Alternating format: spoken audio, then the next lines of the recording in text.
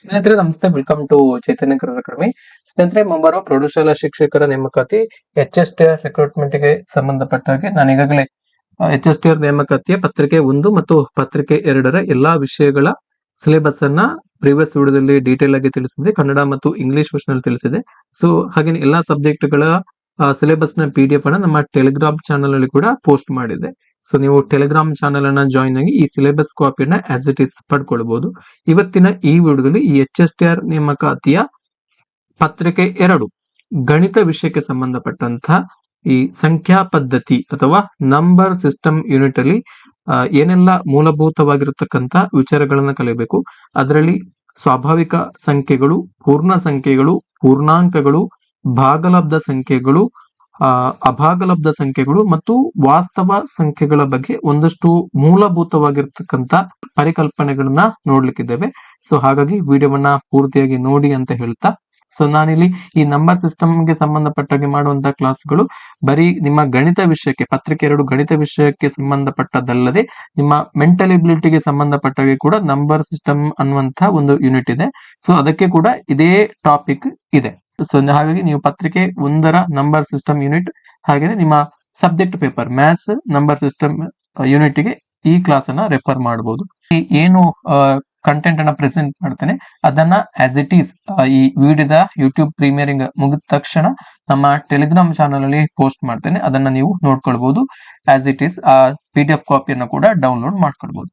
ನೋಡಿ, ಇಲ್ಲಿ ಸಂಖ್ಯಾ ಪದ್ಧತಿಯಲ್ಲಿ ಸ್ವಾಭಾವಿಕ ಸಂಖ್ಯೆಗಳು, ಪೂರ್ಣ ಸಂಖ್ಯೆಗಳು, ಪೂರ್ಣಾಂಕಗಳು, ಭಾಗಲಬ್ಧ ಸಂಖ್ಯೆಗಳು, ಅಭಾಗಲಬ್ಧ ಸಂಖ್ಯೆಗಳು ಮತ್ತು ವಾಸ್ತವ ಸಂಖ್ಯೆಗಳ ಬಗ್ಗೆ ಪಠ್ಯಕ್ರಮವನ್ನ ಕೊಟ್ಟಿದ್ದಾರೆ. ನೋಡಿ, ಸಂಖ್ಯೆಗಳನ್ನ ಪ್ರಮುಖವಾಗಿ 2 ವಿಧಗಳಾಗಿ ವಿಂಗಡಿಸಿರುವಂತದ್ದು. Numbers are divided broadly into 2 categories. So one is real numbers and another one is imaginary numbers ಅಂದ್ರೆ ಕಾಲ್ಪನಿಕ ಸಂಖ್ಯೆಗಳು, ವಾಸ್ತವ ಸಂಖ್ಯೆಗಳು ಮತ್ತು ಕಾಲ್ಪನಿಕ ಸಂಖ್ಯೆಗಳು ಅಂತೇಳಿ ಪ್ರಮುಖವಾಗಿ ಈ ಸಂಖ್ಯೆಗಳನ್ನ 2 ವಿಭಾಗಗಳಾಗಿ ವಿಂಗಡಣೆಯನ್ನ ಮಾಡಿರುವಂತದ್ದು. ಸೊ ಇಲ್ಲಿ ನಾವು ಇಮ್ಯಾಜಿನರಿ ನಂಬರ್ಸ್ ಅಥವಾ ಕಾಲ್ಪನಿಕ ಸಂಖ್ಯೆಗಳ ಬಗ್ಗೆ ಹೆಚ್ಚಾಗಿ ಇಲ್ಲಿ ಡಿಸ್ಕಸ್ ಮಾಡ್ತಿಲ್ಲ. ಸೊ ನಾವು ಏನಿದ್ರು ಬರೀ ವಾಸ್ತವ ಸಂಖ್ಯೆಗಳು ಅಥವಾ ರಿಯಲ್ ನಂಬರ್ಸ್ ಗಳ ಬಗ್ಗೆನೇ ಡಿಸ್ಕಸ್ ಮಾಡುವಂತದ್ದು. ಸೊ ವಾಸ್ತವ ಸಂಖ್ಯೆಗಳನ್ನ ಫರ್ದರ್ 2 ಭಾಗಗಳಾಗಿ ವಿಂಗಡಣೆಯನ್ನ ಮಾಡಿರುವಂತದ್ದು. ಒಂದು ಭಾಗಲಬ್ಧ ಸಂಖ್ಯೆಗಳು ಮತ್ತು ಅಭಾಗಲಬ್ಧ ಸಂಖ್ಯೆಗಳು, rational numbers and irrational numbers. Further ಈ ಭಾಗಲಬ್ಧ ಸಂಖ್ಯೆಗಳನ್ನ, ರ್ಯಾಷನಲ್ ನಂಬರ್ಸ್ ಗಳನ್ನ ಪೂರ್ಣಾಂಕಗಳು, ಪೂರ್ಣ ಸಂಖ್ಯೆಗಳು ಮತ್ತು ಸ್ವಾಭಾವಿಕ ಸಂಖ್ಯೆಗಳೆಂದು ನಾವು ವಿಂಗಡಣೆಯನ್ನ ಮಾಡಿರುವಂತದ್ದು. ನೋಡಿ, ಮೊದಲನೇದಾಗಿ ಸ್ವಾಭಾವಿಕ ಸಂಖ್ಯೆಗಳು ಅಥವಾ ನ್ಯಾಚುರಲ್ ನಂಬರ್ಸ್ ಅಂತೇಳಿ ಇಂಗ್ಲಿಷ್ ನಲ್ಲಿ ಕರಿತೇವೆ. Natural numbers, the set of natural numbers starts with 1, the number 1. So ಸಾಮಾನ್ಯವಾಗಿ ಸ್ವಾಭಾವಿಕ ಸಂಖ್ಯೆಗಳ ಗಣವನ್ನ ಇಂಗ್ಲಿಷ್ ವರ್ಣಮಾಲೆಯ ಕ್ಯಾಪಿಟಲ್ N ಅಕ್ಷರದಿಂದ ಸೂಚಿಸ್ತೇವೆ. ಸ್ವಾಭಾವಿಕ ಸಂಖ್ಯೆಗಳ ಗಣವನ್ನ ನಾವು ರೆಪ್ರೆಸೆಂಟ್ ಮಾಡುವಂತಹ ಸಂದರ್ಭದಲ್ಲಿ ಈ ಗಣವನ್ನ ನಾವು ಇಂಗ್ಲಿಷ್ ವರ್ಣಮಾಲೆಯ N ಅಕ್ಷರದಿಂದ ಸೂಚಿಸ್ತೇವೆ. ಸೊ ಸ್ವಾಭಾವಿಕ ಸಂಖ್ಯೆಗಳ ಗಣ ಆರಂಭವಾಗುವಂತದ್ದು 1ರಿಂದ 1, 2, 3, 4, 5. ಸೊ ಈ ತರ ಅನಂತದವರೆಗೆ ಸ್ವಾಭಾವಿಕ ಸಂಖ್ಯೆಗಳ ಗಣ ಮುಂದುವರಿಯುತ್ತದೆ. ಸೊ ನಿಮಗೆ ಪರೀಕ್ಷೆಯಲ್ಲಿ ಕೇಳ್ಬೋದು, ಅತ್ಯಂತ ಚಿಕ್ಕ ಸ್ವಾಭಾವಿಕ ಸಂಖ್ಯೆ ಯಾವುದು ಅಂತ ಹೇಳಿ ಕೇಳ್ಬೋದು. ಅತ್ಯಂತ ಚಿಕ್ಕ ಸ್ವಾಭಾವಿಕ ಸಂಖ್ಯೆ ಅದು 1. ಸೊ ಇಲ್ಲಿ 0 ಅಥವಾ ಶೂನ್ಯ ಸ್ವಾಭಾವಿಕ ಸಂಖ್ಯೆ ಅಂತ ಹೇಳಿ ಕೇಳ್ಬೋದು. ಅಲ್ಲ, ಇದು ಸ್ವಾಭಾವಿಕ ಸಂಖ್ಯೆ ಅಲ್ಲ, ಇದೊಂದು ಪೂರ್ಣ ಸಂಖ್ಯೆ. ಸೊ ನೆಕ್ಸ್ಟ್ ಬರ್ತದೆ ಪೂರ್ಣ ಸಂಖ್ಯೆಗಳು ಅಥವಾ ಹೋಲ್ ನಂಬರ್ಸ್. ಸೊ ಎಲ್ಲಾ ಸ್ವಾಭಾವಿಕ ಸಂಖ್ಯೆಗಳೊಂದಿಗೆ 0ಯನ್ನ ಸೇರಿಸಿದಾಗ ಅವುಗಳನ್ನು ನಾವು ಪೂರ್ಣ ಸಂಖ್ಯೆಗಳು ಅಂತ ಹೇಳಿ ಕರಿತೇವೆ. ಸೊ ಇಲ್ಲಿ ಸ್ವಾಭಾವಿಕ ಸಂಖ್ಯೆಗಳಿಗೂ ಹಾಗೇನೆ ಪೂರ್ಣ ಸಂಖ್ಯೆಗಳಿಗೂ ಇರ್ತಕ್ಕಂಥ ಮೇಜರ್ ಡಿಫ್ರೆನ್ಸ್ ಏನಂತ ಹೇಳಿದ್ರೆ, ಸೊ ಇಲ್ಲಿ ಪೂರ್ಣ ಸಂಖ್ಯೆಗಳ ಗಣದಲ್ಲಿ 0 ಇದೆ, 0 ಇದೆ, 0ಯನ್ನ ಸೇರಿಸಿ ನಾವು ಬರೆಯುವಂತದ್ದು ಪೂರ್ಣ ಸಂಖ್ಯೆಗಳ ಗಣ. ಸೊ ನಾವು ಸಾಮಾನ್ಯವಾಗಿ ಪೂರ್ಣ ಸಂಖ್ಯೆಗಳ ಗಣವನ್ನ ಇಂಗ್ಲಿಷ್ ವರ್ಣಮಾಲೆಯ W ಅಕ್ಷರದಿಂದ ಸೂಚಿಸ್ತೇವೆ. ಇಂಗ್ಲಿಷ್ ವರ್ಣಮಾಲೆಯ W ಅಕ್ಷರದಿಂದ ಸೂಚಿಸ್ತೇವೆ. ಸೊ ಉದಾಹರಣೆಗೆ 0ದಿಂದ ಆರಂಭವಾಗ್ತದೆ, 0, 1, 2, 3, 4, 5 ಈ ತರ ಎಲ್ಲ ಧನಾತ್ಮಕ ಸಂಖ್ಯೆಗಳನ್ನ ಮಾತ್ರ ಒಳಗೊಂಡಿರುವಂತದ್ದು ಈ ಪೂರ್ಣ ಸಂಖ್ಯೆಗಳ ಗಣ. ಸೊ ಇಂಗ್ಲಿಷ್ ವರ್ಷನ್ ಅಲ್ಲಿ ಕೂಡ ನೋಡ್ಕೊಳ್ಳಿ, natural numbers. So natural number starts with the number 1. counting numbers starting from 1, 1, 2, 3, 4, 5 up to infinity. So ಹಾಗೇನೆ whole numbers, natural numbers including 0. Whole numbers are the natural numbers. It includes the number 0. So ಸೊನ್ನೆಯನ್ನ ಒಳಗೊಂಡಿರುವಂತಹ ಗಣ, ಅದನ್ನು ನಾವು ಪೂರ್ಣ ಸಂಖ್ಯೆಗಳ ಗಣ ಅಂತ ಹೇಳಿ ಕರೀತೇವೆ. 0, 1, 2, 3, 4 up to infinity. ಹಾಗೆ next ಬರ್ತದೆ ಪೂರ್ಣಾಂಕಗಳ ಗಣ ಅಥವಾ ಪೂರ್ಣಾಂಕಗಳು, ಇಂಗ್ಲಿಷ್ ನಲ್ಲಿ ಇಂಟೀಜರ್ಸ್ ಅಂತ ಹೇಳಿ ಕರೀತೇವೆ.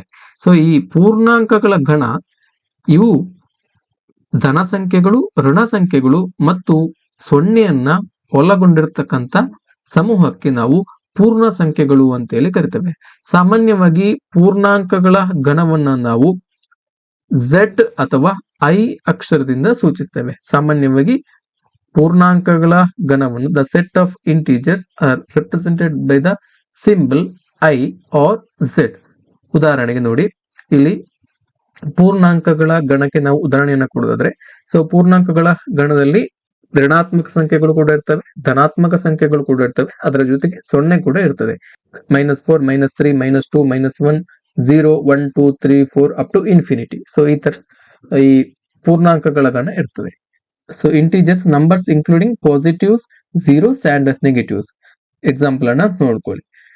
ಸೊ ಇಲ್ಲಿ ಪ್ರಮುಖವಾಗಿರತಕ್ಕಂತ ಒಂದು ಅಂಶವನ್ನ ಗಮನಿಸಿದ್ವು, ನಿಮಗೆ ಮಲ್ಟಿಪಲ್ ಚಾಯ್ಸ್ ಅಲ್ಲಿ ಕೇಳಬಹುದು. ಸೊ 0 ಇಸ್ ನೀದರ್ ಪ್ರೈಮ್ ನಾರ್ ಕಾಂಪೋಸಿಟ್. ಸೊ ಶೂನ್ಯ, ಸೊನ್ನೆ ಅನ್ನುವಂಥದ್ದು ಇದು ಭಾಜ್ಯ ಸಂಖ್ಯೆಯೂ ಅಲ್ಲ, ಅವಿಭಾಜ್ಯ ಸಂಖ್ಯೆಯೂ ಅಲ್ಲ. ಸೊ ಇದನ್ನ ಗಮನದಲ್ಲಿ ಇಟ್ಕೊಳ್ಬೇಕು. ನೆಕ್ಸ್ಟ್ ಭಾಜ್ಯ ಸಂಖ್ಯೆಗಳು ಮತ್ತು ಅವಿಭಾಜ್ಯ ಸಂಖ್ಯೆಗಳು ಅಂತೇಳಿ ನೋಡಿ. Prime numbers and composite numbers. So prime numbers ಅಂತ ಹೇಳಿದ್ರೆ ನಾವು ಕನ್ನಡದಲ್ಲಿ ಅವಿಭಾಜ್ಯ ಸಂಖ್ಯೆಗಳು ಅಂತೇಳಿ ಕರಿತೇವೆ. Has exactly 2 factors, 1 and itself. Prime numbers has exactly 2 factors, 1 and itself. ಯಾವ ಸಂಖ್ಯೆ ಒಂದು ಮತ್ತು ಅದೇ ಸಂಖ್ಯೆಯನ್ನ ಅಪವರ್ತನವನ್ನಾಗಿ ಹೊಂದಿರತಕ್ಕಂತ ಸಂಖ್ಯೆಗಳನ್ನು ನಾವು ಅವಿಭಾಜ್ಯ ಸಂಖ್ಯೆಗಳು ಅಂತ ಹೇಳಿ ಕರಿತೇವೆ. ಸೊ ಉದಾಹರಣೆಗೆ ಈ ಅವಿಭಾಜ್ಯ ಸಂಖ್ಯೆಗಳಿಗೆ ಉದಾಹರಣೆಯನ್ನ ಕೊಡೋದಾದ್ರೆ 2. ಸೊ 2ರ ಅಪವರ್ತನಗಳು 1, 1 ಮತ್ತು 2. 1 ಮತ್ತು ಅದೇ ಸಂಖ್ಯೆ 2, ಅದನ್ನು ಮಾತ್ರ ಅಪವರ್ತನವನ್ನಾಗಿ ಹೊಂದಿರತಕ್ಕಂಥ ಸಂಖ್ಯೆಗಳನ್ನು ನಾವು ಅವಿಭಾಜ್ಯ ಸಂಖ್ಯೆಗಳು ಅಂತ ಹೇಳಿ ಕರಿತೇವೆ. ಇನ್ನೊಂದು ಉದಾಹರಣೆ 3. 3 ನೋಡಿ, 1 ಮತ್ತು 3, 1 3 3, ಈ ಎರಡೇ ಅಪವರ್ತನಗಳು. ಹಾಗೆ ನೆಕ್ಸ್ಟ್ ಬರುವಂತದ್ದು 4 ಬರ್ತದ, 4 ಬರುವುದಿಲ್ಲ. ಸೊ 4ರ ಅಪವರ್ತನಗಳು ಯಾವುದಿಲ್ಲ, ನಾವು 2 ಗುಣಿಸು 2 ಅಂತ ಹೇಳಿದ್ರೆ 4, ಹಾಗೇನೆ 4 ಗುಣಿಸು 1 ಅಂತ ಹೇಳಿದ್ರು ಕೂಡ 4. ಸೊ ಹಾಗಾಗಿ 4 ಅನ್ನುವಂಥದ್ದು ಅವಿಭಾಜ್ಯ ಸಂಖ್ಯೆ ಅಲ್ಲ, ಇದು ಭಾಜ್ಯ ಸಂಖ್ಯೆ. ಸೊ ನೆಕ್ಸ್ಟ್ ಬರ್ತದೆ 5. 5ರ ಅಪವರ್ತನಗಳು 1, 1 5 5. ಸೊ ಬೇರೆ ಯಾವುದೇ ಅಪವರ್ತನಗಳನ್ನ ಈ 5 ಹೊಂದಿಲ್ಲ. ಹಾಗೆ ನೆಕ್ಸ್ಟ್ 6 ಅವಿಭಾಜ್ಯ ಸಂಖ್ಯೆ ಅಲ್ಲ, ಇದು ಭಾಜ್ಯ ಸಂಖ್ಯೆ. ನೆಕ್ಸ್ಟ್ 7 ಬರುತ್ತದೆ. ಸೊ 7ರ ಅಪವರ್ತನಗಳು 1 ಮತ್ತು 7 ಮಾತ್ರ. 1 ಮತ್ತು ಆ ಸಂಖ್ಯೆ, ಅದೇ ಸಂಖ್ಯೆಯನ್ನು ಅಪವರ್ತನವನ್ನಾಗಿ ಹೊಂದಿರತಕ್ಕಂಥ ಸಂಖ್ಯೆಗಳನ್ನು ನಾವು ಅವಿಭಾಜ್ಯ ಸಂಖ್ಯೆಗಳು ಅಥವಾ ಪ್ರೈಮ್ ನಂಬರ್ಸ್ ಅಂತೇಳಿ ಕರೀತೇವೆ. ಸೊ ಇದನ್ನ ಸ್ಪಷ್ಟವಾಗಿ ನೋಡ್ಕೊಳ್ಳಿ. ಈ ತರ ಅವಿಭಾಜ್ಯ ಸಂಖ್ಯೆಗಳನ್ನು ನಾವು ಬರೀಬಹುದು. 2, 3, 5, 7, 11, 13, 17, 19, 23. ಸೊ ಈ ತರ ಕಂಟಿನ್ಯೂ ಆಗ್ತದೆ. ಈ ತರ ಕಂಟಿನ್ಯೂ ಆಗುವಂತ ಸಂಖ್ಯೆಗಳನ್ನ ನಾವು ಅವಿಭಾಜ್ಯ ಸಂಖ್ಯೆಗಳು ಅಂತೇಳಿ ಕರಿತೇವೆ. ಸೊ ಇದರಲ್ಲಿ ನಿಮಗೆ ಒಂದು ಪ್ರಶ್ನೆ ಬರಬಹುದು, ಏನಂತ ಹೇಳಿದ್ರೆ ಅತ್ಯಂತ ಚಿಕ್ಕ ಅವಿಭಾಜ್ಯ ಸಂಖ್ಯೆ ಯಾವುದು ಅಂತ ಹೇಳಿ ಕೇಳಬಹುದು. ಅತ್ಯಂತ ಚಿಕ್ಕ ಅವಿಭಾಜ್ಯ ಸಂಖ್ಯೆ ಯಾವುದು ಅಂತ ಹೇಳಿದ್ರೆ 2. 2 is the smallest prime number. ಹಾಗೇನೆ 2ರ ಇನ್ನೊಂದು ವಿಶೇಷತೆ ಏನಂತ ಹೇಳಿದ್ರೆ ಇದು ಏಕೈಕ ಸಮ ಅವಿಭಾಜ್ಯ ಸಂಖ್ಯೆ. ಏಕೈಕ ಸಮ ಅವಿಭಾಜ್ಯ ಸಂಖ್ಯೆ, the only even prime number. 2 is the only even prime number. ಏಕೈಕ ಸಮ ಅವಿಭಾಜ್ಯ ಸಂಖ್ಯೆ, ಇದು ಕೂಡ 2ರ ವಿಶೇಷತೆ. ನೋಡಿ ಇಲ್ಲಿ ಗಮನಿಸಬಹುದು ನೀವು, 2, 3, 5, 7, 11, 13, 17, 19, 23, 29. ಸೊ ಈ ತರ ಕಂಟಿನ್ಯೂ ಆಗ್ತಾ ಹೋಗ್ತದೆ, ಮುಂದುವರಿತಾ ಹೋಗ್ತದೆ. ಸೊ ಇದರಲ್ಲಿ 2ಅನ್ನು ಹೊರತುಪಡಿಸಿ ಉಳಿದೆಲ್ಲ ಸಂಖ್ಯೆಗಳು ಬೆಸ ಸಂಖ್ಯೆಗಳು. ಉಳಿದೆಲ್ಲ ಸಂಖ್ಯೆಗಳು ಬೆಸ ಸಂಖ್ಯೆಗಳು, ಆದ್ರೆ 2 ಮಾತ್ರ ಏಕೈಕ ಸಮ ಅವಿಭಾಜ್ಯ ಸಂಖ್ಯೆ ಆಗಿರುವಂತದ್ದು. ಹಾಗಾಗಿ ಈ ಪ್ರಶ್ನೆಯನ್ನು ಕೂಡ ನಿಮಗೆ ಮಲ್ಟಿಪಲ್ ಚಾಯ್ಸ್ ಕ್ವಶನ್ ಆಗಿ ಕೇಳಬಹುದು. 2 is the smallest prime number and the only even prime. So ಇದನ್ನ ಕೇಳಬಹುದು. ಸೊ ನೆಕ್ಸ್ಟ್ ಬರ್ತದೆ ಕಾಂಪೋಸಿಟ್ ನಂಬರ್ಸ್ ಅಥವಾ ಭಾಜ್ಯ ಸಂಖ್ಯೆಗಳು ಅಂತೇಳಿ. ಸೊ ಇಲ್ಲಿ ಅವಿಭಾಜ್ಯ ಸಂಖ್ಯೆಗಳ ಸರಿ ಉಲ್ಟಾ. So it has more than 2 factors. ಎರಡಕ್ಕಿಂತ ಹೆಚ್ಚು ಅಪವರ್ತನಗಳನ್ನ ಹೊಂದಿರತಕ್ಕಂತ ಸಂಖ್ಯೆಗಳನ್ನು ನಾವು ಭಾಜ್ಯ ಸಂಖ್ಯೆಗಳು ಅಂತೇಳಿ ಕರಿತೇವೆ. ಸೊ ಉದಾಹರಣೆಗೆ 4, 6, 8, 9, 10. ಸೊ ಈ ತರ ಮುಂದುವರಿತದೆ. ಸೊ ಇಲ್ಲಿ ಸ್ಮಾಲೆಸ್ಟ್ ಕಾಂಪೋಸಿಟ್ ನಂಬರ್, ಅತ್ಯಂತ ಚಿಕ್ಕ ಭಾಜ್ಯ ಸಂಖ್ಯೆ ಯಾವುದು ಅಂತ ಹೇಳಿ ಕೇಳಿದ್ರೆ ಅದು 4. ಇದು ಕೂಡ ನಿಮಗೆ ಪ್ರಶ್ನೆ ಬರ್ಬೋದು. ಅತ್ಯಂತ ಚಿಕ್ಕ ಭಾಜ್ಯ ಸಂಖ್ಯೆ ಯಾವುದು ಅಂತ ಹೇಳಿದ್ರೆ ಅದು 4. ಸೊ ನೆಕ್ಸ್ಟ್ ನೀವು ಒಂದಷ್ಟು ಈ ಅವಿಭಾಜ್ಯ ಸಂಖ್ಯೆ ಬಗ್ಗೆ ನೀವು ನೆನಪಿಡಲೇಬೇಕಾಗಿರುವಂತಹ ಒಂದಷ್ಟು ವಿಚಾರಗಳನ್ನ ಇಲ್ಲಿ ನೋಡ್ಕೊಳ್ಳಿ. ನೋಡಿ, ಇಲ್ಲಿ ಅವಿಭಾಜ್ಯ ಸಂಖ್ಯೆಗಳ ಬಗ್ಗೆ 1 ರಿಂದ 50ರವರೆಗೆ ಒಟ್ಟು 15 ಅವಿಭಾಜ್ಯ ಸಂಖ್ಯೆಗಳು ಇದಾವೆ. 1 ರಿಂದ 50ರವರೆಗೆ ಒಟ್ಟು 15 ಅವಿಭಾಜ್ಯ ಸಂಖ್ಯೆಗಳು ಇದಾವೆ. ಹಾಗೇನೆ 50 ರಿಂದ 100ರವರೆಗೆ ಒಟ್ಟು 10 ಅವಿಭಾಜ್ಯ ಸಂಖ್ಯೆಗಳು ಇದ್ದಾವೆ. Total prime numbers from 1 to 100. So ಒಟ್ಟಾಗಿ 1 ರಿಂದ 100ರವರೆಗೆ ಒಟ್ಟು 25 ಅವಿಭಾಜ್ಯ ಸಂಖ್ಯೆಗಳು ಇರ್ತವೆ. 1 ರಿಂದ 100ರವರೆಗೆ ಒಟ್ಟು 25 ಅವಿಭಾಜ್ಯ ಸಂಖ್ಯೆಗಳನ್ನು ನಾವು ಬರೀಬಹುದು. ನೋಡಿ, ಈಗಾಗಲೇ ಹೇಳಿದಾಗೆ ಒಂದಷ್ಟು ವಿಚಾರಗಳು. ಸ್ಮಾಲೆಸ್ಟ್ 2 ಡಿಜಿಟ್ ಪ್ರೈಮ್ ನಂಬರ್, ಅತ್ಯಂತ ಚಿಕ್ಕ 2 ಅಂಕಿಯ ಅವಿಭಾಜ್ಯ ಸಂಖ್ಯೆ ಯಾವ್ದಂತ ಹೇಳಿದ್ರೆ 11. 2, 3, 5, 7, 11. ನೋಡಿ, 2, 3, 5, 7 ಇವು single digit prime numbers. So next ಬರುವಂತದ್ದು 11. ಇದು 2 ಅಂಕಿಯ ಅತ್ಯಂತ ಚಿಕ್ಕ ಅವಿಭಾಜ್ಯ ಸಂಖ್ಯೆ. ಹಾಗೆಯೇ next the smallest 3 digit prime number is 101. ಅತ್ಯಂತ ದೊಡ್ಡ ಅಥವಾ ಗರಿಷ್ಠ 2 ಅಂಕಿಯ ಅವಿಭಾಜ್ಯ ಸಂಖ್ಯೆ ಯಾವುದು ಅಂತ ಹೇಳಿದ್ರೆ ಅದು 97. ಹೈಯೆಸ್ಟ್ 2 ಡಿಜಿಟ್ ಪ್ರೈಮ್ ನಂಬರ್ ಯಾವುದು ಅಂತ ಹೇಳಿದ್ರೆ ಅದು 97. ಸೊ ಕೇಳಬಹುದು ಈ ತರ. ಸೊ ಇಲ್ಲಿ ಅವಿಭಾಜ್ಯ ಸಂಖ್ಯೆಗಳಿಗೆ ಸಂಬಂಧಪಟ್ಟಾಗೆ ಒಂದಷ್ಟು ಪ್ರಶ್ನೆಗಳನ್ನ ಇಲ್ಲಿ ಇನ್ಕ್ಲೂಡ್ ಮಾಡಿದ್ದೇನೆ. ನೋಡಿ, what is the mean of all prime numbers between 10 and 22? 10 ರಿಂದ 22ರವರೆಗಿನ ಅವಿಭಾಜ್ಯ ಸಂಖ್ಯೆಗಳ ಸರಾಸರಿ ಎಷ್ಟು ಅಂತೇಳಿ ಕೇಳಿರುವಂತದ್ದು. 10 ರಿಂದ 22ರವರೆಗಿನ ಅವಿಭಾಜ್ಯ ಸಂಖ್ಯೆಗಳ ಸರಾಸರಿ. 10 ರಿಂದ 22ರ ಒಳಗಿನ ಅವಿಭಾಜ್ಯ ಸಂಖ್ಯೆಗಳು ಯಾವ ಅಂತ ಹೇಳಿದ್ರೆ 11. 10 ಭಾಜ್ಯ ಸಂಖ್ಯೆ, ಅವಿಭಾಜ್ಯ ಸಂಖ್ಯೆ ಅಲ್ಲ. ನೆಕ್ಸ್ಟ್ ಬರುವಂತದ್ದು 11, 13, 17 ಮತ್ತು 19. ಸೊ ನಾವು ಸರಾಸರಿ ಬೇಕಂತ ಹೇಳಿದ್ರೆ ಎಲ್ಲ ಸಂಖ್ಯೆಗಳನ್ನ ಕೂಡಬೇಕು. 11 ಪ್ಲಸ್ 13 ಪ್ಲಸ್ 17 ಪ್ಲಸ್ 19 ಕೂಡಿ 4 ರಿಂದ ಭಾಗಿಸ್ಬೇಕು. ಒಟ್ಟು 4 ಸಂಖ್ಯೆಗಳಿದಾವೆ ಅಲ್ವಾ, ಹಾಗಾಗಿ 4 ರಿಂದ ಭಾಗಿಸ್ಬೇಕು. ಸೊ ಹಾಗಾಗಿ ಇವೆಲ್ಲವನ್ನು ಕೂಡ ಕೂಡಿದರೆ 60 ಬರ್ತದೆ. 60ನ್ನ 4 ರಿಂದ ಭಾಗಿಸಿದಾಗ 15 ಬರ್ತದೆ. ಅಥವಾ ಈ ಅವಿಭಾಜ್ಯ ಸಂಖ್ಯೆಗಳನ್ನ ನಾವಿಲ್ಲಿ ಏರಿಕೆ ಕ್ರಮದಲ್ಲಿ ಬರ್ತೇವೆ. 11, 13, 17, 19. ಸೊ ಇಲ್ಲಿ ನಾವು ಸರಾಸರಿಯನ್ನ ಕಂಡುಹಿಡಬೇಕಾದ್ರೆ ಈ ಮಧ್ಯದ 2 ಸಂಖ್ಯೆಗಳನ್ನ ತಗೊಳ್ತೇವೆ. 13 ಮತ್ತು 17. 13 plus 17 divided by 2, 30 divided by 2 ಅಂತ ಹೇಳಿದ್ರು ಕೂಡ 15. ಸೊ ಈ ತರ ಕೂಡ ಮಾಡಬಹುದು. ಸೊ ನೆಕ್ಸ್ಟ್ ಕೋ ಪ್ರೈಮ್ ನಂಬರ್ಸ್ ಅಥವಾ ಸಹ ಅವಿಭಾಜ್ಯ ಸಂಖ್ಯೆಗಳು. ಸೊ ಕೋ ಪ್ರೈಮ್ ನಂಬರ್ಸ್ ಅಂತ ಹೇಳಿದ್ರೆ ಆ pair of numbers that should not divided by the same number except 1. ನೋಡಿ, ಇದಕ್ಕೆ ನಾವು ಉದಾಹರಣೆಯನ್ನಾಗಿ 2 ಮತ್ತು 3 ಉದಾಹರಣೆಯಾಗಿ ಕೊಡಬಹುದು. 2 ಮತ್ತು 3 ಇವು ಕೋ ಪ್ರೈಮ್ಸ್ಗಳು. ಸೊ ನೋಡಿ, ಆ ಪ್ಯಾರ್ ಆಫ್ ನಂಬರ್ಸ್, ಪ್ಯಾರ್ ಅಂತ ಹೇಳಿದ್ರೆ 2 ಜೊತೆ, ಪ್ಯಾರ್ ಅಂತ ಹೇಳಿದ್ರೆ ಜೊತೆ 2 ಸಂಖ್ಯೆಗಳು ಇರಬೇಕು. that should not be divided by the same number except 1. So ಈ 2 ಸಂಖ್ಯೆಗಳು 2 ಮತ್ತು 3. ಸೊ ಈ ಸಂಖ್ಯೆಗಳು ಒಂದೇ ಸಂಖ್ಯೆಯಿಂದ ಭಾಗವಾಗಿ ಹೋಗಬಾರ್ದು ಎಕ್ಸೆಪ್ಟ್ 1. ಒಂದನ್ನ ಹೊರತುಪಡಿಸಿ ಉಳಿದ ಯಾವುದೇ ಒಂದೇ ಸಂಖ್ಯೆಯಿಂದ ಸೇಮ್ ನಂಬರ್ ಇಂದ ಡಿವೈಡ್ ಆಗಿ ಹೋಗ್ಬಾರ್ದು ಅಂತಹ ಸಂಖ್ಯೆಗಳು ನಾವು ಸಹ ಅವಿಭಾಜ್ಯ ಸಂಖ್ಯೆಗಳು ಅಂತ ಹೇಳಿ ಕರಿತೇವೆ. ಹಾಗೇನೆ 5 ಮತ್ತು 7. ಸೊ ಈ 5 ಮತ್ತು 7 ಈ ಎರಡು ಸಂಖ್ಯೆಗಳು ಒಂದೇ ಸಂಖ್ಯೆಯಿಂದ ಭಾಗವಾಗಿ ಹೋಗುವುದಿಲ್ಲ ಎಕ್ಸೆಪ್ಟ್ 1.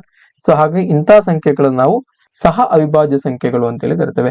ಹಾಗೇನೆ ಇಲ್ಲಿ 7 ಮತ್ತು 11, ಹಾಗೇನೆ 11 ಮತ್ತು 13, ಹಾಗೇನೆ ಇಲ್ಲಿ 3 ಮತ್ತು 7 ಇವೆಲ್ಲವೂ ಕೂಡ ಸಹ ಅವಿಭಾಜ್ಯ ಸಂಖ್ಯೆಗಳು ಆಗಿರ್ತವೆ. ಸೊ ನೆಕ್ಸ್ಟ್ ಸಮ ಸಂಖ್ಯೆಗಳು ಅಥವಾ ಈವನ್ ನಂಬರ್ಸ್. ಸೊ ಸಮ ಸಂಖ್ಯೆಗಳು ಮತ್ತು ಬೆಸ ಸಂಖ್ಯೆಗಳ ಬಗ್ಗೆ ಗೊತ್ತಿದೆ, ಬೇಸಿಕ್, ನಾನು ತುಂಬಾ ಏನು ಇಲ್ಲಿ ಹೇಳಲಿಕ್ಕೆ ಹೋಗುದಿಲ್ಲ. 2ರಿಂದ ಪೂರ್ಣವಾಗಿ ಭಾಗವಾಗುವಂತ ಸಂಖ್ಯೆಗಳು ನಾವು ಸಮ ಸಂಖ್ಯೆಗಳು ಅಂತ ಹೇಳಿ ಕರಿತೇವೆ. ಉದಾಹರಣೆಗೆ 2, 4, 6, 8, 10, 14. ಸೊ ಈ ತರ ಮುಂದುವರಿಯುತ್ತದೆ. ಸೊ ಹಾಗೇನೆ ಬೆಸ ಸಂಖ್ಯೆಗಳು 2ರಿಂದ ಪೂರ್ಣವಾಗಿ ಭಾಗವಾಗದಂತೆ ನಿಶೇಷವಾಗಿ ಭಾಗವಾಗದ ಸಂಖ್ಯೆಗಳನ್ನ ಬೆಸ ಸಂಖ್ಯೆಗಳು ಅಥವಾ ಆಡ್ ನಂಬರ್ಸ್ ಅಂತ ಹೇಳಿ ಕರಿತೇವೆ. ಉದಾಹರಣೆಗೆ 1, 3, 5, 7, 9, 11 ಈ ತರ ಮುಂದುವರಿಯುತ್ತದೆ. ಸೊ ನೆಕ್ಸ್ಟ್ ಭಾಗಲಬ್ಧ ಸಂಖ್ಯೆಗಳು ಅಥವಾ ರ್ಯಾಷನಲ್ ನಂಬರ್ಸ್. ಸೊ ಯಾವ ಸಂಖ್ಯೆಯನ್ನ p/q ರೂಪದಲ್ಲಿ ಬರೆಯಬಹುದು ಅಂತಹ ಸಂಖ್ಯೆಗಳನ್ನು ನಾವು ಭಾಗಲಬ್ಧ ಸಂಖ್ಯೆಗಳು ಅಂತ ಹೇಳಿ ಕರಿತೇವೆ. ಇಲ್ಲಿ p ಮತ್ತು q ಪೂರ್ಣಾಂಕಗಳಾಗಿದ್ದು q ಶೂನ್ಯಕ್ಕೆ ಸಮವಾಗಿರುವುದಿಲ್ಲ. ಉದಾಹರಣೆಗೆ 5, 7, -15, 5/8, 1/5 ಇವೆಲ್ಲವೂ ಕೂಡ ಭಾಗಲಬ್ಧ ಸಂಖ್ಯೆಗಳು. ಎಲ್ಲಾ ಭಿನ್ನ ರಾಶಿಗಳು ಭಾಗಲಬ್ಧ ಸಂಖ್ಯೆಗಳು ಆಗಿರ್ತವೆ. ಎಲ್ಲಾ ಭಿನ್ನ ರಾಶಿಗಳು ಭಾಗಲಬ್ಧ ಸಂಖ್ಯೆಗಳಾಗಿರ್ತವೆ. ಸೊ ಭಾಗಲಬ್ಧ ಸಂಖ್ಯೆಗಳನ್ನು ನಾವು p/q ರೂಪದಲ್ಲಿ ಅಂದ್ರೆ ಭಿನ್ನ ರಾಶಿ ರೂಪದಲ್ಲಿ ವ್ಯಕ್ತಪಡಿಸಬಹುದು. ಸೊ ಹಾಗಿದ್ರೆ ನೀವು ಕೇಳ್ಬೋದು 2 ಒಂದು ಭಾಗಲಬ್ಧ ಸಂಖ್ಯೆ ಅಂತ ಹೇಳಿ ಕೇಳ್ಬೋದು. ಸೊ 2ಅನ್ನು ನಾವು p/q ರೂಪದಲ್ಲಿ ಬರಿಬಹುದಾ ಅಂತೇಳಿ ನಾವು ನೋಡಬೇಕು. 2ಅನ್ನು ನಾವು p/q ರೂಪದಲ್ಲಿ ಬರಿಬಹುದು. ಸೊ 2/1 ಅಂತೇಳಿ ಬರಿಬಹುದು. ಅದರ ಬೆಲೆಯಲ್ಲಿ ಯಾವುದೇ ವ್ಯತ್ಯಾಸ ಆಗುವುದಿಲ್ಲ. ಸೊ ಹಾಗಾಗಿ 2 ಕೂಡ ಒಂದು ಭಾಗಲಬ್ಧ ಸಂಖ್ಯೆ. ಹಾಗೇನೆ 3 ಕೂಡ 3ಅನ್ನ 3/1 ಅಂದ್ರೆ p/q ರೂಪದಲ್ಲಿ ವ್ಯಕ್ತಪಡಿಸುವುದು. ಹಾಗಾಗಿ 3 ಕೂಡ ಒಂದು ಭಾಗಲಬ್ಧ ಸಂಖ್ಯೆ. ಹಾಗೇನೆ 2ನೇ 1, 4ನೇ 3, 5ನೇ 2 ಇವೆಲ್ಲವೂ ಕೂಡ p/q ರೂಪದಲ್ಲಿ ವ್ಯಕ್ತಪಡಿಸಬಹುದಾದಂತ ಸಂಖ್ಯೆಗಳು ಆಗಿರುವುದರಿಂದ ಎಲ್ಲ ಸಂಖ್ಯೆಗಳನ್ನು ನಾವು ಭಾಗಲಬ್ಧ ಸಂಖ್ಯೆಗಳು ಅಥವಾ ರ್ಯಾಷನಲ್ ನಂಬರ್ಸ್ ಅಂತೇಳಿ ಕರಿತೇವೆ. ಸೊ ನೆಕ್ಸ್ಟ್ ಬರುವಂತದ್ದು ಅಭಾಗಲಬ್ಧ ಸಂಖ್ಯೆಗಳು. ಇದರ ಸರಿ ಉಲ್ಟ ಅಥವಾ ಇರ್ರಾಷನಲ್ ನಂಬರ್ಸ್ ಅಂತೇಳಿ. ಯಾವ ಸಂಖ್ಯೆಯನ್ನ p/q ರೂಪದಲ್ಲಿ ಬರೆಯಲು ಸಾಧ್ಯವಿಲ್ಲವೋ ಅಂತಹ ಸಂಖ್ಯೆಗಳನ್ನು ನಾವು ಅಭಾಗಲಬ್ಧ ಸಂಖ್ಯೆಗಳು ಅಂತೇಳಿ ಕರಿತೇವೆ. ಅಭಾಗಲಬ್ಧ ಸಂಖ್ಯೆಗಳು ಅಂತೇಳಿ ಕರಿತೇವೆ. ಇದಕ್ಕೆ ನಾವು ಉದಾಹರಣೆಯನ್ನ ಕೊಡುವುದಾದ್ರೆ ಈ ವರ್ಗಮೂಲ 3, ವರ್ಗಮೂಲ 2, ವರ್ಗಮೂಲ 5. ಸೊ ಈ ಸಂಖ್ಯೆಗಳು ನಾವು p/q ರೂಪದಲ್ಲಿ ವ್ಯಕ್ತಪಡಿಸಲಿಕ್ಕೆ ಸಾಧ್ಯ ಇಲ್ಲ. ಹಾಗಾಗಿ ಇಂತಹ ಸಂಖ್ಯೆಗಳು ನಾವು ಅಭಾಗಲಬ್ಧ ಸಂಖ್ಯೆಗಳು ಅಂತೇಳಿ ಕರಿತೇವೆ. ಸೊ ಅಭಾಗಲಬ್ಧ ಸಂಖ್ಯೆಗಳಿಗೆ ಇನ್ನೊಂದು ಉದಾಹರಣೆ ಪೈ. ಸೊ ಪೈಯನ್ನ ನಾವು ಅಪ್ರಾಕ್ಸಿಮೇಟ್ ಆಗಿ 22/7 ಅಂತೇಳಿ ಬರೀತೇವೆ. ಈ 22/7 ಅನ್ನುವಂಥದ್ದು ಇದು ರ್ಯಾಷನಲ್ ನಂಬರ್, ಭಾಗಲಬ್ಧ ಸಂಖ್ಯೆ.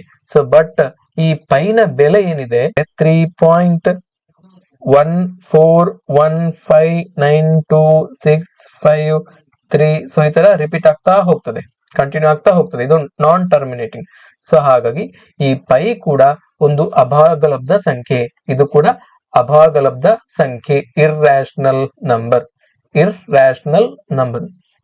ಪೈಯನ್ನ ಕೂಡ ನಿಮಗೆ ಆಪ್ಷನ್ ಅಲ್ಲಿ ಕೊಟ್ಟು ಉದಾಹರಣೆಗೆ ಕೇಳಬಹುದು. ಪೈ ಅಭಾಗಲಬ್ಧ ಸಂಖ್ಯೆ. ಪೈನ ಅಪ್ರಾಕ್ಸಿಮೇಟ್ ವ್ಯಾಲ್ಯೂ ಮಾತ್ರ 22/7 ಅಂತೇಳಿ ನಮ್ಮ ಸಿಂಪ್ಲಿಫಿಕೇಶನ್ ಪರ್ಪಸ್ ಗೆ ನಾವು ತೆಗೆದುಕೊಳ್ಳುವಂತದ್ದು. ಬಟ್ ಈ 22/7 ಇದರ ವ್ಯಾಲ್ಯೂ ಅನ್ನು ನಾವು ಬಿಡಿಸ್ತಾ ಹೋದ್ರೆ ನಾನ್ terminating and non repeating decimal ಸಿಗ್ತವೆ. ಹಾಗಾಗಿ ಇದು ಇರ್ರಾಷನಲ್ ನಂಬರ್. ಹಾಗಾಗಿ ಅಭಾಗಲಬ್ಧ ಸಂಖ್ಯೆಗಳಿಗೆ ಉದಾಹರಣೆಯನ್ನ ನೋಡ್ಕೊಳ್ಳಿ. ವರ್ಗಮೂಲ 2, ವರ್ಗಮೂಲ 3, ವರ್ಗಮೂಲ 5. ಹಾಗೇನೆ ಪೈ ಕೂಡ ಒಂದು ಅಭಾಗಲಬ್ಧ ಸಂಖ್ಯೆ. ಸೊ ನೆಕ್ಸ್ಟ್ ಇದಕ್ಕೆ ಸಂಬಂಧಪಟ್ಟ ಹಾಗೆ ಕೆಲವೊಂದಿಷ್ಟು ಪ್ರಾಬ್ಲಮ್ಸ್ ಗಳನ್ನ ವರ್ಕೌಟ್ ಮಾಡ್ಲಿಕ್ಕಿದ್ದೇವೆ. ನೋಡಿ, ಇಲ್ಲಿ ಒಂದು ಪ್ರಶ್ನೆ, 3 ವರ್ಗಮೂಲ 5 ಪ್ಲಸ್ ವರ್ಗಮೂಲ 125 ಭಾಗಿಸು ವರ್ಗಮೂಲ 80 ಪ್ಲಸ್ 6 ವರ್ಗಮೂಲ 5. ಸೊ ಇದು ಭಾಗಲಬ್ಧ ಸಂಖ್ಯೆಯೋ ಅಥವಾ ಅಭಾಗಲಬ್ಧ ಸಂಖ್ಯೆಯೋ ಎಂದು ಪರೀಕ್ಷಿಸಿ ಅಂತೇಳಿ ನಿಮಗೆ ಪ್ರಶ್ನೆ ಬರ್ಬೋದು. ಸೊ ಇದನ್ನ ನಾವೇನ್ ಮಾಡಿ, ಇದನ್ನ ಸಿಂಪ್ಲಿಫಿಕೇಶನ್ ಮಾಡ್ಕೊ ನೋಡಿ. 3 ವರ್ಗಮೂಲ 5, 3 ವರ್ಗಮೂಲ 5 ಇದನ್ನೇ ಬರ್ಕೊಳ್ಳಿ. ಸೊ ನೆಕ್ಸ್ಟ್ ಇಲ್ಲಿ 125 ಅನ್ನ ನಾವು 25 ಗುಣಿಸು 5 ಅಂತೇಳಿ ಬರೀಬಹುದು. ಹಾಗೆಯೇ ಇಲ್ಲಿ ಛೇದದಲ್ಲಿ ವರ್ಗಮೂಲ 80 ನಾವು 16 ಗುಣಿಸು 5 ಅಂತೇಳಿ ಬರೀಬಹುದು, ಪ್ಲಸ್ 6 ವರ್ಗಮೂಲ 5. ಸೊ ಈಗ ಏನಾಯ್ತು ಅಂತ ಹೇಳಿದ್ರೆ 3 ವರ್ಗಮೂಲ 5 ಪ್ಲಸ್ ಇಲ್ಲಿ ವರ್ಗಮೂಲ 25 ನಾವು ಹೊರಗಡೆ ತೆಗೆದ್ರೆ 5 ವರ್ಗಮೂಲ 5 ಆಗ್ತದೆ. ಸೊ ನೆಕ್ಸ್ಟ್ ಡಿನಾಮಿನೇಟರ್ ಅಲ್ಲಿ, ಸೊ ಇಲ್ಲಿ 16 ವರ್ಗಮೂಲ 4, 4 ವರ್ಗಮೂಲ 5 ಪ್ಲಸ್ 6 ವರ್ಗಮೂಲ 5. ಸೊ ಈಗ ಎಡಿಷನ್ ಮಾಡಬಹುದು, ಡಿನಾಮಿನೇಟರ್ ಅನ್ನ ಡಿನಾಮಿನೇಟರ್ಗೆ ಅಂಡ್ ನ್ಯೂಮರೇಟರ್ ಅಲ್ಲಿ ನ್ಯೂಮರೇಟರ್ ಅದನ್ನ ಎಡಿಷನ್ ಮಾಡಿದ್ರೆ ಆಯ್ತು. ಸೊ 3 ಪ್ಲಸ್ 5 ಅಂತ ಹೇಳಿದ್ರೆ 8 ವರ್ಗಮೂಲ 5 ಭಾಗಿಸು 4 ಪ್ಲಸ್ 6 ವರ್ಗಮೂಲ 5 ಸೇಮ್ ಇದೆ, ಕಾಮನ್ ಫ್ಯಾಕ್ಟರ್. ಸೊ ಹಾಗಾಗಿ 10 ವರ್ಗಮೂಲ 5. ಸೊ ಇಲ್ಲಿ ವರ್ಗಮೂಲ 5 ಕ್ಯಾನ್ಸಲ್ ಆಯ್ತು, ಉಳಿದಿರುವಂತದ್ದು 8 ಭಾಗಿಸು 10. ಅಂದ್ರೆ ಇನ್ನೂ ಸಿಂಪ್ಲಿಫಿಕೇಶನ್ ಮಾಡಿದ್ರೆ ನಮಗೆ 5 4 4/5 ಬರ್ತದೆ. ಹಾಗಾಗಿ ಇದು P/Q ರೂಪದಲ್ಲಿದೆ. ಹಾಗಾಗಿ ಈ ಕೊಟ್ಟಂತ ಏನು ಕಾರಣಿ ಇದೆ 3 ವರ್ಗಮೂಲ 5 ಪ್ಲಸ್ ವರ್ಗಮೂಲ 125 ಭಾಗಿಸು ವರ್ಗಮೂಲ 80 ಪ್ಲಸ್ 6 ವರ್ಗಮೂಲ 5, ಇದು ಭಾಗಲಬ್ಧ ಸಂಖ್ಯೆ ರ್ಯಾಷನಲ್ ನಂಬರ್. ಸೊ ಹಾಗಾಗಿ ಈ ತರ ಈ ಪ್ರಶ್ನೆಯನ್ನ ಬಿಡಿಸ್ಬೇಕು. Next question, the decimal expansion of which of these rational numbers is non terminating ಅಂತ ಹೇಳಿ ಕೇಳಬಹುದು.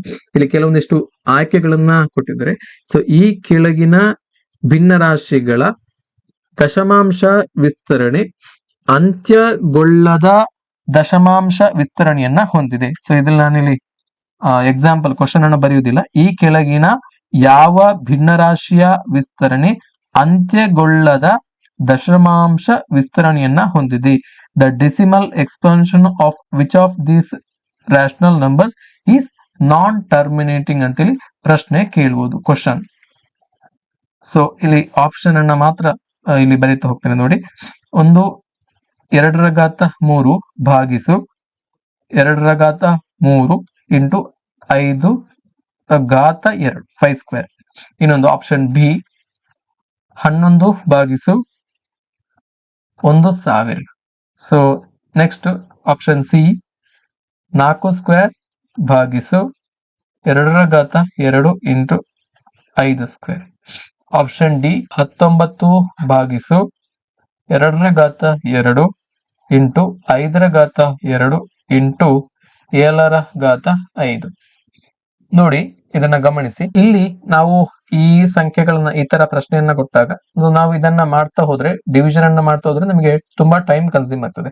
ಸೊ ಸ್ಪರ್ಧಾತ್ಮಕ ಪರೀಕ್ಷೆಯಲ್ಲಿ ಅತ್ಯಂತ ಕನಿಷ್ಠ ಸಮಯದಲ್ಲಿ ಗರಿಷ್ಠ ಪ್ರಶ್ನೆಗಳು ನಾವು ಸಾಲ್ವ್ ಮಾಡಬೇಕಾಗಿರೋದ್ರಿಂದ ಸೊ ಇವೆಲ್ಲ ಡಿವಿಷನ್ ಅನ್ನ ಮಾಡ್ತಾ ಹೋದ್ರೆ ಆಗುದಿಲ್ಲ. ಸೊ ಹಾಗಾಗಿ ನಾವೇನ್ ಮಾಡ್ಬೇಕಂತ ಹೇಳಿದ್ರೆ, ಸೊ ನಾವು ಬರೀ ಛೇದವನ್ನ ಮಾತ್ರ ನೋಡ್ಕೊಳ್ಬೇಕು. ಸೊ ಇಲ್ಲಿ ಕೊಟ್ಟಂತ ಸಂಖ್ಯೆಯ ಛೇದವನ್ನ ನೋಡ್ಕೊಳ್ಬೇಕು, ಛೇದವನ್ನ ಅಪವರ್ತನವನ್ನಾಗಿ ಬರಿಬೇಕು. ಸೊ ನಾವು ಅಪವರ್ತನವನ್ನಾಗಿ ಬರೆದಂತ ಸಂದರ್ಭದಲ್ಲಿ ಯಾವ ಸಂಖ್ಯೆಯ ಛೇದ 2 ಮತ್ತು 5 ಅಥವಾ 2 ಮತ್ತು 5ರ ಅಪವರ್ತನಗಳನ್ನ ಹೊಂದಿರ್ತದೋ ಅಂತ ಸಂಖ್ಯೆಗಳನ್ನ ನಾವು, ಅಂತ ಭಿನ್ನರಾಶಿಗಳು ಅಂತ್ಯಗೊಳ್ಳದ ದಶಮಾಂಶ ವಿಸ್ತರಣೆಯನ್ನ ಹೊಂದಿರ್ತದೆ. ನೋಡಿ ಇಲ್ಲಿ 2 ಮತ್ತು 5 ಹೊಂದಿರತಕ್ಕಂತ ಸಂಖ್ಯೆಗಳು ಛೇದವನ್ನ ಅಪವರ್ತನವನ್ನಾಗಿ ಮಾಡಿ ಬರೆದಾಗ 2 ಮತ್ತು 5 ಅಥವಾ 2 ಮತ್ತು 5ರ ಅಪವರ್ತನಗಳು ಇದ್ರೆ ಆ ಸಂಖ್ಯೆ ಅಂತ್ಯಗೊಳ್ಳುವ ದಶಮಾಂಶ ವಿಸ್ತರಣೆಯನ್ನು ಹೊಂದಿರ್ತದೆ. ನೋಡಿ ಇಲ್ಲಿ 1 2 ಇದೆ, ಮತ್ತೊಂದು 5 ಇದೆ. ಹಾಗಾಗಿ ಇದು ಅಂತ್ಯಗೊಳ್ಳುವ ದಶಮಾನ ವಿಸ್ತರಣೆಯನ್ನು ಹೊಂದಿರ್ತದೆ. ಇಲ್ಲಿ ಪ್ರಶ್ನೆಯಲ್ಲಿ ಕೇಳಿರುವಂತದ್ದು ಅಂತ್ಯಗೊಳ್ಳದ ದಶಮಾಂಶ ವಿಸ್ತರಣೆಯನ್ನ ನೋಡಿ ಅಂತೇಳಿ. ನೋಡಿ ಇಲ್ಲಿ ನೋಡಿ ಛೇದವನ್ನ ನೋಡಿ 11 ಭಾಗಿಸು 1000. 1000ವನ್ನ ನಾವು 500 ಇಂಟು 2 ಅಂತೇಳಿ ಬರೀಬಹುದು. ನೋಡಿ ಇದು ಕೂಡ ಇಲ್ಲಿ ಅಪವರ್ತನದಲ್ಲಿ 2 ಮತ್ತು 5, 5ರ ಅಪವರ್ತನ ಕೂಡ ಇದೆ, 2ರ ಅಪವರ್ತನ ಕೂಡ ಇದೆ. ಹಾಗಾಗಿ ಇದು ಕೂಡ ಅಂತ್ಯಗೊಳ್ಳುವ ದಶಮಾಂಶ ವಿಸ್ತರಣೆ, ಅಂತ್ಯಗೊಳ್ಳುವ. ಸೊ ಹಾಗೇನೆ ನೆಕ್ಸ್ಟ್ ಇದು ಕೂಡ ಹಾಗೇನೆ ಇಲ್ಲಿ 2 ಮತ್ತು 5 2 ಕೂಡ ಇದೆ, ಇದು ಕೂಡ ಅಂತ್ಯಗೊಳ್ಳುವ ದಶಮಾಂಶ ವಿಸ್ತರಣೆ, ಅಂತ್ಯಗೊಳ್ಳುವ. ಸೊ ನೆಕ್ಸ್ಟ್ ಬರ್ತದೆ ಇಲ್ಲಿ ನೋಡಿ 2/2, 5/2 ಮತ್ತು 7/5. ನೋಡಿ ಇಲ್ಲಿ 2 ಮತ್ತು 5 ಇದೆ, ಅದರ ಜೊತೆಗೆ 7 ಇದೆ. ಸೊ 7ಅನ್ನ ಹೊಂದಿರತಕ್ಕಂಥ ಅಪವರ್ತನವನ್ನಾಗಿ ಹೊಂದಿರತಕ್ಕಂತ ಸಂಖ್ಯೆಗಳು 2 ಮತ್ತು 5 ಮತ್ತು ಅಥವಾ 2 ಮತ್ತು 5 ಅಪವರ್ತನಗಳನ್ನ ಹೊರತುಪಡಿಸಿ ಉಳಿದ ಸಂಖ್ಯೆಗಳನ್ನ ಅಪವರ್ತನವನ್ನಾಗಿ ಹೊಂದಿರತಕ್ಕಂತ ಛೇದದಲ್ಲಿ ಅಪವರ್ತನವನ್ನಾಗಿ ಹೊಂದಿರತಕ್ಕಂಥ ಸಂಖ್ಯೆಗಳು ಅಂತ್ಯಗೊಳ್ಳದ ದಶಮಾಂಶ ವಿಸ್ತರಣೆಯನ್ನ ಹೊಂದಿರ್ತದೆ. ಹಾಗಾಗಿ ಇದು ಅಂತ್ಯಗೊಳ್ಳದ ದಶಮಾಂಶ ವಿಸ್ತರಣೆಯನ್ನ ಹೊಂದಿರ್ತದೆ ಅಂತ ಹೇಳಿ ಹೇಳ್ಬೋದು. ನಾನ್ ಟರ್ಮಿನೇಟಿಂಗ್ ಡೆಸಿಮಲ್ ಎಕ್ಸ್ಪ್ಯಾನ್ಷನ್. ಸೇಮ್ ಪ್ರಶ್ನೆ, ಈ ಕೆಳಗಿನವುಗಳಲ್ಲಿ ಯಾವುದು ಅಂತ್ಯಗೊಳ್ಳದ ದಶಮಾಂಶ ವಿಸ್ತರಣೆಯನ್ನ ಹೊಂದಿರತಕ್ಕಂತ ಭಿನ್ನರಾಶಿಗಳು ಆಗಿವೆ? ನಾನ್ terminating. Which of the following is a non terminating decimal ಅಂತ ಹೇಳಿ ಕೇಳ್ತಾರೆ. ಆಯ್ಕೆಗಳನ್ನು ನೋಡಿ. ಎ 7/5 ಇನ್ನೊಂದು, option B 3/11, C next 13/4, next 3/40. ಈ ಛೇದಗಳನ್ನ ಗಮನಿಸಿ ನೋಡಿ, ಇಲ್ಲಿ ಛೇದದಲ್ಲಿ 5 ಇದೆ. ಸೊ ಹಾಗಾಗಿ ಇದು ಅಂತ್ಯಗೊಳ್ಳುವ, ಟರ್ಮಿನೇಟಿಂಗ್, ಅಂತ್ಯಗೊಳ್ಳುವ ದಶಮಾಂಶ ವಿಸ್ತರಣೆ. ಹಾಗೇನೆ ಇಲ್ಲಿ ನೋಡಿ 100/11, 2 ಮತ್ತು 5 ಅಥವಾ 2 ಮತ್ತು 5 ಅಪವರ್ತನವನ್ನ ಹೊರತುಪಡಿಸಿ ಉಳಿದ ಸಂಖ್ಯೆಗಳು ಛೇದದಲ್ಲಿ ಇದ್ರೆ ಅದು ಅಂತ್ಯಗೊಳ್ಳದ ದಶಮಾಂಶ ವಿಸ್ತರಣೆಯನ್ನ ಹೊಂದಿದೆ. ಹಾಗಾಗಿ ಡೆಫಿನೆಟ್ಲಿ ಇದು ಅಂತ್ಯಗೊಳ್ಳದ ದಶಮಾಂಶ ವಿಸ್ತರಣೆಯನ್ನ ಹೊಂದಿದೆ. ಅಂತ್ಯಗೊಳ್ಳದ ದಶಮಾಂಶ, ನಾನ್ ಟರ್ಮಿನೇಟಿಂಗ್ ಡೆಸಿಮಲ್ ಎಕ್ಸ್ಪ್ಯಾನ್ಷನ್. ಸೊ ಈ ಭಿನ್ನರಾಶಿ ಆಪ್ಷನ್ ಸಿ, ಇದು 2, 2ರ ಅಪವರ್ತನ 4 ಇದೆ. ಸೊ ಹಾಗಾಗಿ ಇದು ಅಂತ್ಯಗೊಳ್ಳುವ ದಶಮಾಂಶ ವಿಸ್ತರಣೆಯನ್ನ ಹೊಂದಿದೆ. ಹಾಗೇನೆ ಇದು ಕೂಡ 40. ಸೊ ಇದು ಕೂಡ 2 ಮತ್ತು 5 2ರ ಅಪವರ್ತನ ಹೌದು. ಹಾಗಾಗಿ ಇದು ಕೂಡ ಅಂತ್ಯಗೊಳ್ಳುವ ದಶಮಾಂಶ ವಿಸ್ತರಣೆಯನ್ನ ಹೊಂದಿರ್ತದೆ. ಸೊ ಹಾಗಾಗಿ ಈ ಪ್ರಶ್ನೆಗೆ ಸರಿಯಾದಂತ ಉತ್ತರ ಅಂತ್ಯಗೊಳ್ಳದ ದಶಮಾಂಶ ವಿಸ್ತರಣೆಯನ್ನು ಹೊಂದಿರುವಂತದ್ದು 100/11 ಈ ಭಿನ್ನರಾಶಿ ಮಾತ್ರ. ಹಾಗೆ ಇನ್ನೊಂದು ಪ್ರಶ್ನೆ, check whether 0 is rational or irrational. 0 ಇದು ಭಾಗಲಬ್ಧ ಸಂಖ್ಯೆಯು ಅಥವಾ ಅಭಾಗಲಬ್ಧ ಸಂಖ್ಯೆ ಅಂತೇಳಿ ಪರೀಕ್ಷಿಸಿ. ನೋಡಿ, ಭಾಗಲಬ್ಧ ಸಂಖ್ಯೆಗಳು ಅಂತ ಹೇಳಿದ್ರೆ ಯಾವ ಸಂಖ್ಯೆಗಳನ್ನ p/q ರೂಪದಲ್ಲಿ ವ್ಯಕ್ತಪಡಿಸಬಹುದು ಅಂತಹ ಸಂಖ್ಯೆಗಳನ್ನ ನಾವು ಭಾಗಲಬ್ಧ ಸಂಖ್ಯೆಗಳು ಅಂತೇಳಿ ಕರಿತೇವೆ. ಸೊ ನಾವು ಶೂನ್ಯವನ್ನ ಯಾವ ರೀತಿ ರೆಪ್ರೆಸೆಂಟ್ ಮಾಡಬಹುದು? p/q ರೂಪದಲ್ಲಿ ವ್ಯಕ್ತಪಡಿಸಬಹುದಾ? ಹೌದು, ವ್ಯಕ್ತಪಡಿಸಬಹುದು. 0/1 ಅಂತೇಳಿ ರೆಪ್ರೆಸೆಂಟ್ ಮಾಡಬಹುದು. 0/1 ಅಂತೇಳಿ ರೆಪ್ರೆಸೆಂಟ್ ಮಾಡಬಹುದು. ಸೊ ಇಲ್ಲಿ p/q ರೂಪದಲ್ಲಿ ವ್ಯಕ್ತಪಡಿಸಬೇಕು, where q is not equal to 0. ಶೂನ್ಯವನ್ನ ನಾವು 0/1 ಅಂತ ಹೇಳಿದ್ರೆ 0. ಸೊ ಈ ತರ ರೆಪ್ರೆಸೆಂಟ್ ಮಾಡಬಹುದು. ಹಾಗಾಗಿ 0 ಕೂಡ ರ್ಯಾಷನಲ್ ನಂಬರ್, ಶೂನ್ಯ ಕೂಡ ಒಂದು ಭಾಗಲಬ್ಧ ಸಂಖ್ಯೆ. 0 ಇಸ್ ಎ ರ್ಯಾಷನಲ್ ನಂಬರ್, ಭಾಗಲಬ್ಧ ಸಂಖ್ಯೆ. 0 ಒಂದು ಭಾಗಲಬ್ಧ ಸಂಖ್ಯೆ. ಇದು ವೆರಿ ವೆರಿ ಇಂಪಾರ್ಟೆಂಟ್, ನಿಮಗೆ ಬಹು ಆಯ್ಕೆಯ ಪ್ರಶ್ನೆಯಲ್ಲಿ ಕೇಳಬಹುದು. ಶೂನ್ಯ ಕೂಡ ಒಂದು ಭಾಗಲಬ್ಧ ಸಂಖ್ಯೆ. ನೋಡಿ, 0/1 is equal to 0, but 1/0 is not defined. 1/0 is not defined. So 0 is a rational number. So ಇವಿಷ್ಟು ಸಂಖ್ಯಾ ಪದ್ಧತಿಯ ಬಗ್ಗೆ ಮೂಲಭೂತವಾಗಿರತಕ್ಕಂಥ ವಿಚಾರಗಳು. ಉಳಿದ ವಿಚಾರವನ್ನು ಮುಂದಿನ ಕ್ಲಾಸ್ ನಲ್ಲಿ ತಿಳಿಸುವಂತ ಪ್ರಯತ್ನವನ್ನ ಮಾಡ್ತೇನೆ. ಸೊ ಇದರ ಬಗ್ಗೆ ನಿಮ್ಗೆ ಏನೇ ಡೌಟ್ಸ್ ಗಳಿದ್ರು ಕೂಡ, ಕ್ಲಾರಿಫಿಕೇಶನ್ಸ್ ಗಳು ಬೇಕಿದ್ರು ಕೂಡ ನಮ್ಮ ವಿಡಿಯೋದ ಕಮೆಂಟ್ ಸೆಕ್ಷನ್ ಅಲ್ಲಿ ಕಮೆಂಟ್ ಮಾಡಬಹುದು. ಥ್ಯಾಂಕ್ ಯು, ನಮಸ್ತೆ.